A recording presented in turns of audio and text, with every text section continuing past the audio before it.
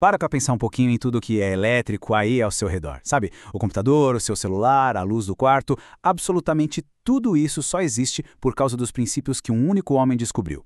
Um cientista com uma história tão improvável que parece até ficção. E é essa história que a gente vai desvendar hoje. Pois é, essa é a grande pergunta que guia a nossa história. Como é que pode, né? O filho de um ferreiro, com quase nenhuma educação formal, conseguir criar a base do nosso mundo tecnológico? E olha, não foi numa universidade famosa, nem num laboratório chique. A jornada dele começa num lugar bem mais simples. É isso mesmo. A revolução toda começou ali, no meio de cola, couro e papel. Numa oficina de encadernação, o jovem Michael Faraday não só trabalhava com os livros, ele simplesmente devorava cada um deles. Aquela oficina virou a universidade dele. E agora, a gente vai ver como essa paixão pelos livros levou Faraday do balcão da oficina direto para a bancada de um laboratório. Uma virada de sorte que, na verdade, ele mesmo construiu. Vamos montar o cenário. Londres, 1791. Michael Faraday nasce numa família bem pobre. A educação formal dele, praticamente zero. Aos 14 anos, ele vira aprendiz de encadernador. Para muita gente seria o fim da linha, né? Mas para o Faraday foi só o começo de tudo. Ele não só juntava as páginas, ele absorvia cada palavra, principalmente dos livros de ciência. E aí, de repente, uma oportunidade de ouro aparece. Um cliente da oficina, vendo a paixão do garoto, deu para ele ingressos para as palestras do Humphrey Davy, que era simplesmente o químico mais famoso da Inglaterra na época. Para o Faraday, foi como ver a mágica virar realidade. A ciência pulou das páginas dos livros e explodiu bem na frente dele, acendendo uma chama que mudaria tudo. E o que Faraday fez com essa chance? Ele não ficou só olhando, não. Ele virou um verdadeiro cronista. Com uma dedicação absurda, ele encheu 300 páginas com anotações, com diagramas, com observações das palestras. Era muito mais que um resumo. Era a prova da mente brilhante e da disciplina incansável que ele tinha. Com essas anotações todas em mãos, Faraday fez algo que ninguém esperava. Ele usou o que sabia fazer de melhor, suas habilidades de encadernador, e transformou as 300 páginas num livro impecável. E aí, ele mandou para o Humphrey Davy, junto com um pedido de emprego. A primeira resposta do Davy foi não, mas aquela demonstração de paixão e talento ficou na cabeça dele.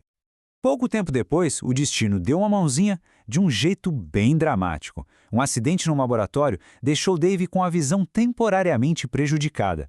Precisando de ajuda, de um par de mãos e olhos de confiança, ele lembrou daquele jovem aprendiz insistente. E foi assim que Faraday foi contratado. A porta para o mundo da ciência tinha se aberto de vez.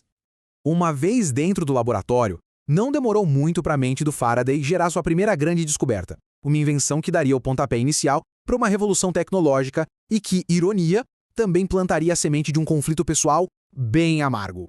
Para a gente entender a genialidade do que ele fez, primeiro a gente precisa entender o conceito: motor elétrico.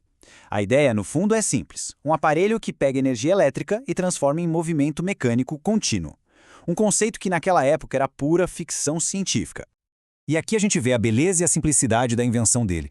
Primeiro, um ímã dentro de uma poça de mercúrio, que conduz eletricidade. Depois, um fio vindo de uma bateria é pendurado ali, tocando mercúrio. Quando a corrente passa, uma coisa mágica acontece. O fio começa a girar em volta do ímã sem parar. Pela primeira vez na história, a eletricidade estava criando um movimento contínuo. Faraday tinha acabado de inventar o motor elétrico.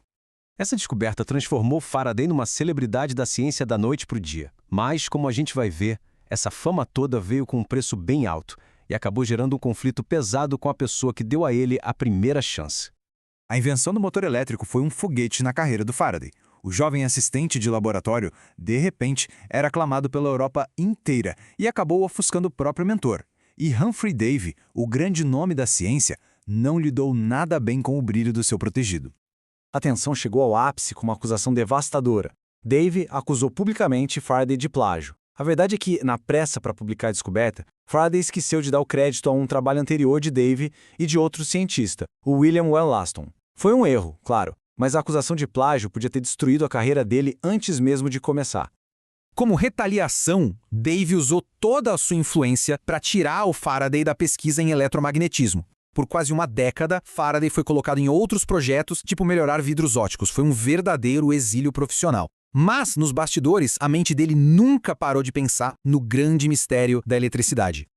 Anos se passaram. Depois da morte de Davy, em 1829, Faraday finalmente estava livre para voltar à sua verdadeira paixão. E a pergunta que não saía da cabeça dele era exatamente o contrário da sua primeira descoberta. O que ele descobriu em seguida não só mudou a vida dele, mas remodelou a nossa civilização. Essa comparação aqui é a chave para entender o maior legado dele. Se em 1821 ele usou eletricidade para criar movimento, 10 anos depois, em 1831, ele fez o oposto. Ele descobriu que mover um ímã perto de um fio podia gerar uma corrente elétrica. Era indução eletromagnética. O motor transformava a eletricidade em movimento, o gerador transformava movimento em eletricidade. Simplesmente genial. E qual a importância disso? Bom, tudo. O princípio da indução eletromagnética é a base de como quase toda a eletricidade do planeta é gerada até hoje. Usinas hidrelétricas, eólicas, nucleares, todas elas, no fundo, usam movimento para girar ímãs e gerar a energia que alimenta o nosso mundo. Tudo graças àquela descoberta de Faraday em 1831. Mas as contribuições do Faraday não ficaram só no laboratório, não. O caráter e os valores dele eram tão revolucionários quanto a sua ciência.